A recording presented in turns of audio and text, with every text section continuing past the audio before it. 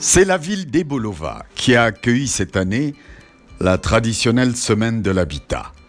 Elle a commencé par une marche de 3 km 600 dans les artères de la capitale de la région du Sud. À cette marche ont participé plusieurs membres du gouvernement sous la conduite de Mme Célestine Quecha Cortés, en charge de l'habitat.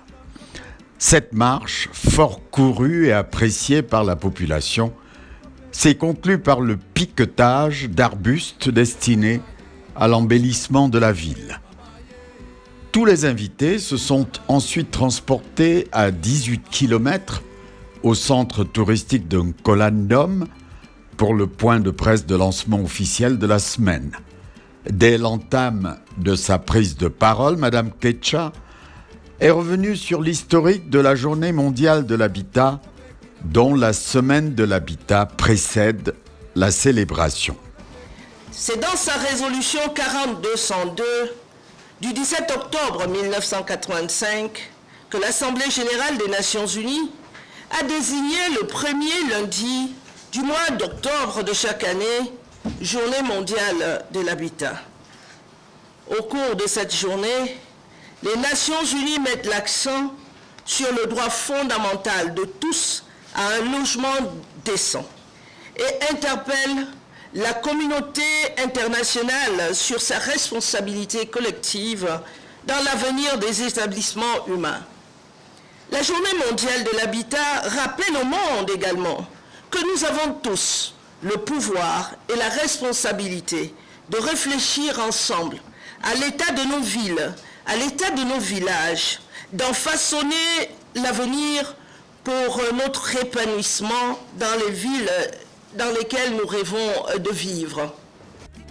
La célébration de la Journée mondiale de l'habitat, prévue le lundi 7 octobre à Ebolova, a pour thème cette année « Engager les jeunes pour créer un avenir urbain meilleur ». À travers le choix de ce thème, l'Organisation des Nations Unies pour les établissements humains, ONU Habitat, voudrait nous inviter à réfléchir sur les défis et opportunités de l'urbanisation rapide en mettant l'accent sur la participation des jeunes au développement des villes. La journée offre une occasion unique de célébrer les contributions des jeunes qui représentent plus de 60% de la population à l'urbanisation durable tout en relevant les défis de la croissance urbaine rapide. Il est question de tirer le meilleur parti de l'énergie, de la créativité et les projections de notre jeunesse pour adresser les nombreux défis et opportunités consécutifs à l'urbanisation rapide et les amener à contribuer au développement urbain plus durable, équitable, garantissant un avenir pour tous tel que voulu par le président de la République, son Excellence M. Paul Biya. La célébration de cette année entend ainsi souligner la contribution décisive des jeunes au développement durable des villes, garantissant ainsi un avenir urbain meilleur pour tous et ne laissant personne, ni aucune place, ni aucune ville sur le côté.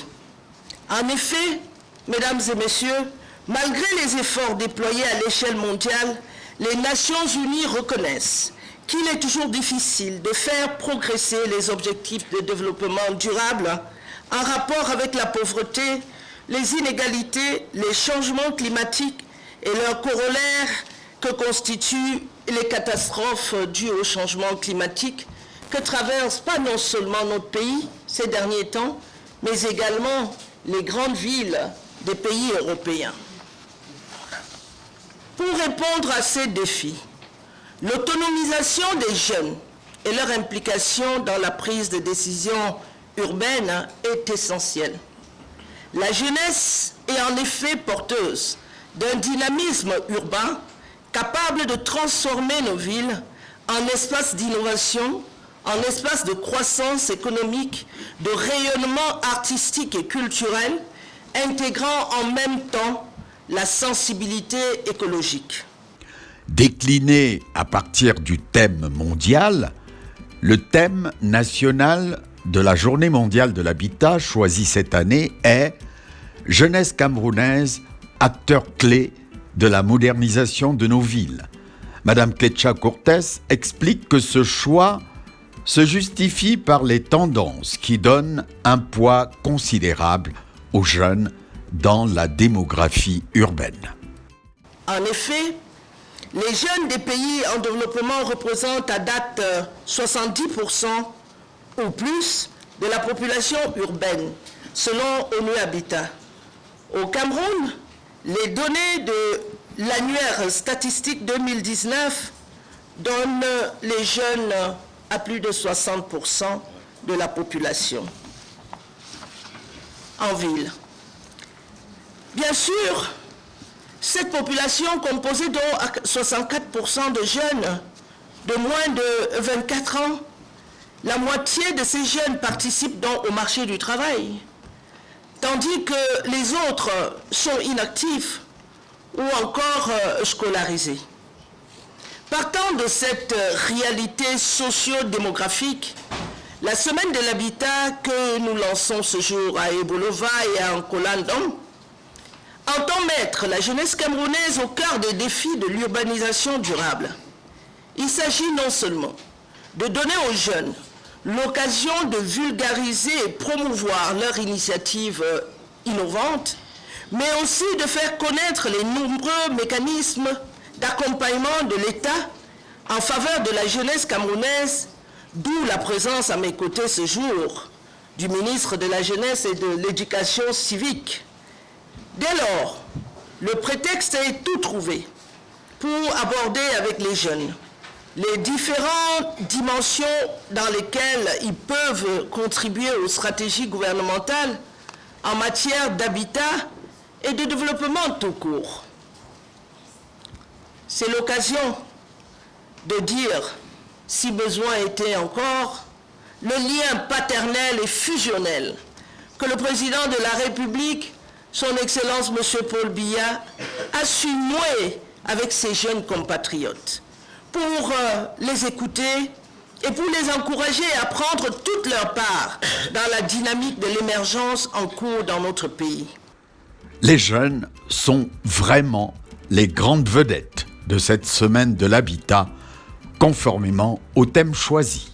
Nous avons fait venir des jeunes pour partager leurs pratiques du Congo, du Burundi, qui se sont battus pour y arriver et qui s'entretiendront avec les jeunes du Cameroun, étant entendu que nous avons fait également venir les jeunes des 10 régions pour être également des ambassadeurs des leçons apprises d'Ebolova. Présente à ce point de presse, le ministre des Postes et Télécommunications a souligné le bénéfice que les jeunes peuvent tirer de la maîtrise des technologies du numérique pour booster leur participation au développement des villes.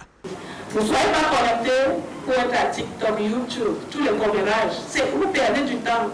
Si vous vous connectez, vous allez voir ce que d'autres villes ont fait. Nous recevons la GMD aujourd'hui.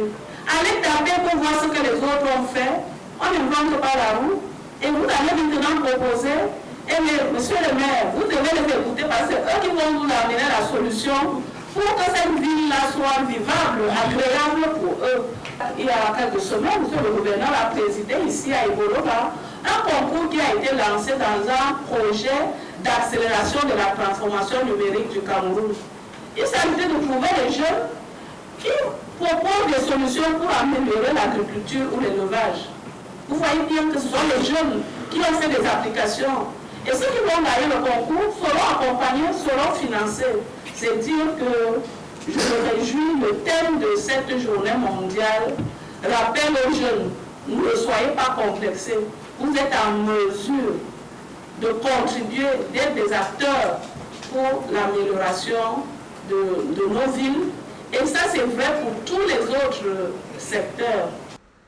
Les temps forts de cette semaine auront été l'organisation des tables rondes sur la production des logements décents de masse et la résorption des quartiers précaires, la gestion des déchets et la mise en œuvre des objectifs de développement durable au niveau local, entre autres. Le village de l'habitat a permis la présentation des meilleures pratiques urbaines par les entreprises citoyennes du secteur.